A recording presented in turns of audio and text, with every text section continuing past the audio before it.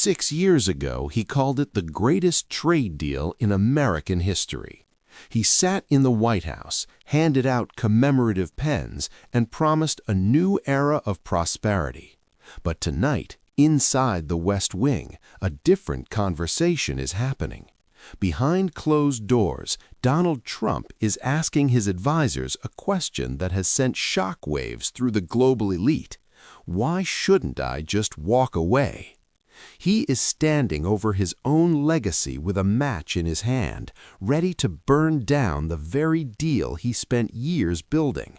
If he strikes that match, $2 trillion in trade vanishes, the auto industry collapses overnight, and the price of everything you own changes forever.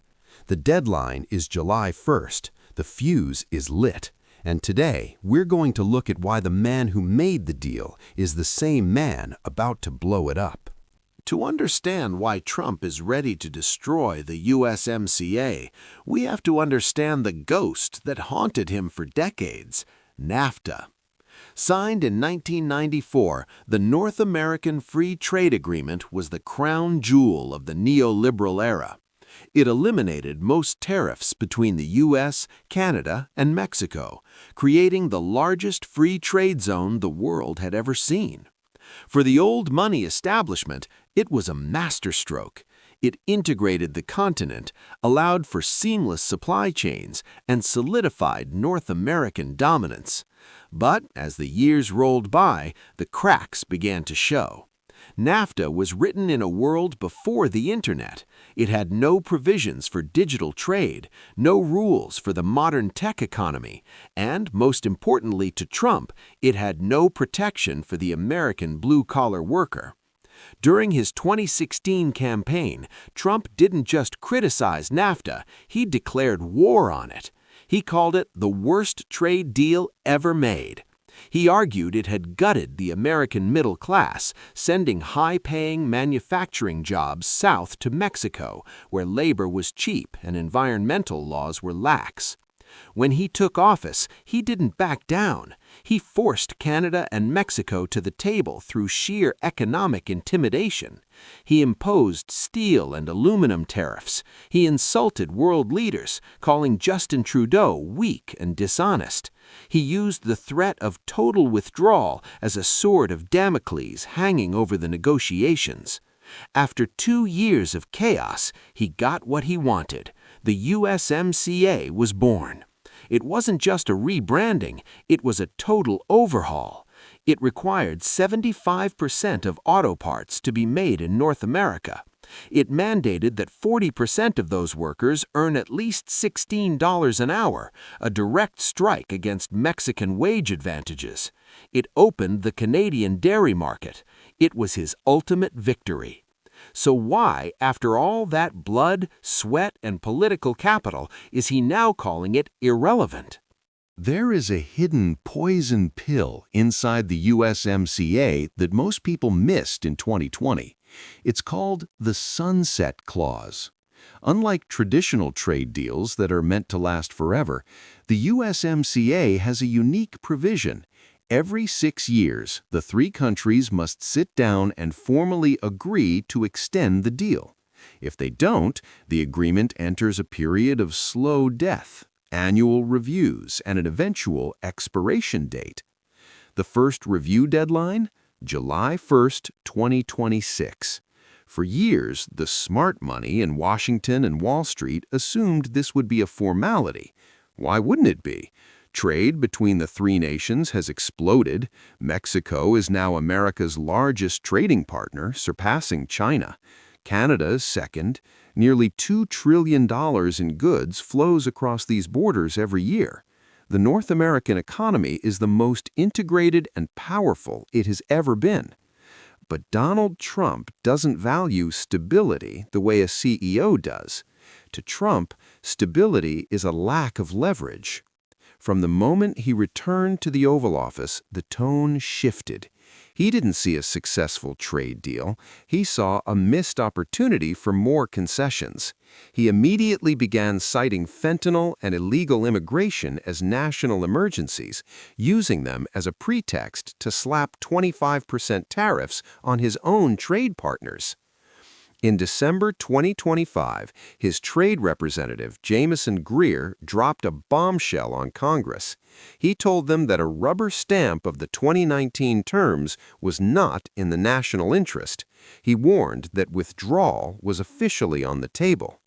Then came the Bloomberg report of February 11, 2026. Anonymous sources within the administration confirmed the unthinkable. Trump was privately musing about exiting the agreement entirely. He wasn't just looking for tweaks, he was looking for an out. If Trump pulls the plug, what happens the next day? To put it bluntly, economic chaos on a scale we haven't seen in the modern era. The USMCA currently exempts 85% of trade between the three countries from tariffs. If the deal disappears, so does the exemption. Every car, every bushel of corn, every barrel of oil becomes subject to the 25% or higher levies Trump has been threatening. Let's look at the auto industry. This is the heart of the North American economy. A single car doesn't just get made in one place anymore.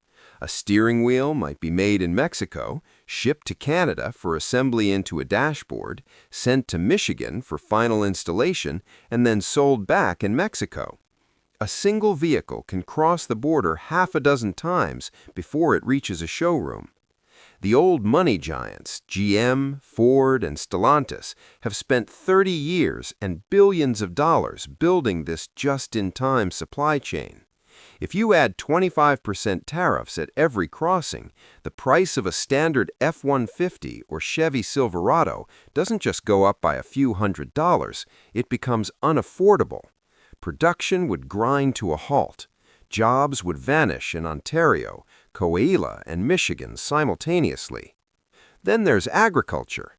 American farmers sell billions in corn and soybeans to Mexico. In return, Canadian farmers provide the beef and grains that feed American cities. Without USMCA, we aren't just talking about higher prices at the grocery store. We're talking about a total collapse of the North American food security system. And don't forget energy. Canada provides 60% of America's oil imports. The pipelines, the refineries, and the Gulf Coast, the multi-decade contracts, all of them were built on the assumption of USMCA stability. If that certainty is replaced with annual reviews and presidential whims, the cost of heating your home and filling your tank becomes a volatile gamble. Economic modeling suggests a withdrawal would cost hundreds of billions in lost trade and millions of jobs. It would make North America poorer, more isolated, and more vulnerable. If the consequences are so dire, why is he doing it? The answer lies in the Trump doctrine of negotiation. To a traditional politician, an agreement is a finished product. To Trump, an agreement is a constraint. As long as the USMCA exists, Canada and Mexico have certainty. They can plan. They can tell their investors that the rules won't change tomorrow. Trump wants to take that certainty away. He believes that by threatening to burn the house down, he can force his neighbors to give him things that have nothing to do with trade. Want Canada to stop trading with China? Threaten the USMCA. Want Mexico to militarize their southern border? Threaten the USMCA. Want to buy Greenland or stop a $5 billion bridge project? Threaten the USMCA. The threat of economic devastation is his ultimate leverage. He did it in 2018, and he's doing it now. But there's a new variable this time, Mark Carney. Justin Trudeau is gone. In his place is Carney, the former governor of the Bank of England and the Bank of Canada. Carney is a different breed of leader. At the Davos summit in January, Carney didn't beg for Trump's favor. Instead, he told the world that the era of relying on larger neighbors was over. He called for strategic autonomy. Trump took this as a personal declaration of war. He revoked Carney's invitations, called Canada liars, and doubled down on the 100% tariff threats. The old money strategy used to be hide and wait. Canada and Mexico used to think they could just wait Trump out.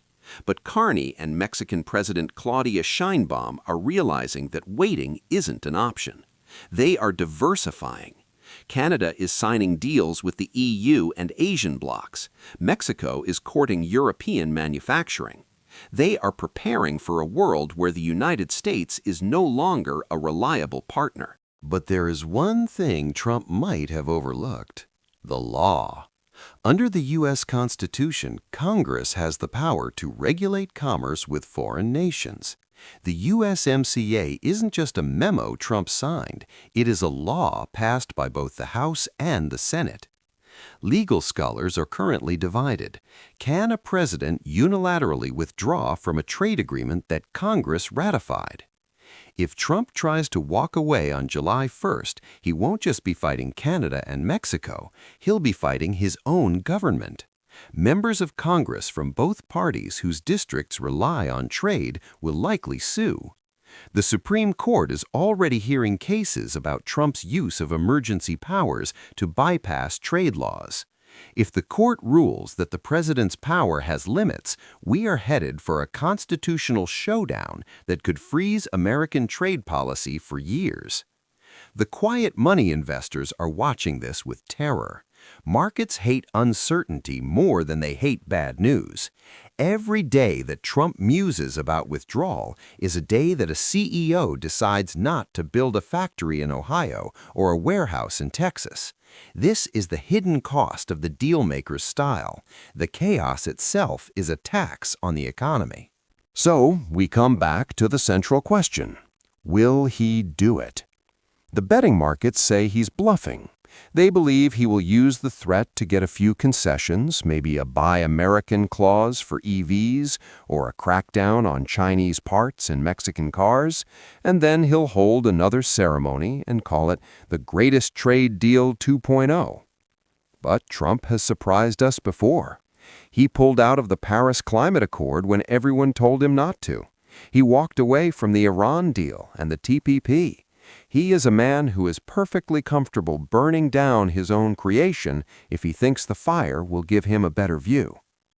In 2020, Donald Trump stood before the world and declared the USMCA his greatest achievement. In 2026, he calls it irrelevant. We have less than 5 months to find out which version of the man wins. If he chooses to be the builder, the North American economy remains the strongest force on earth.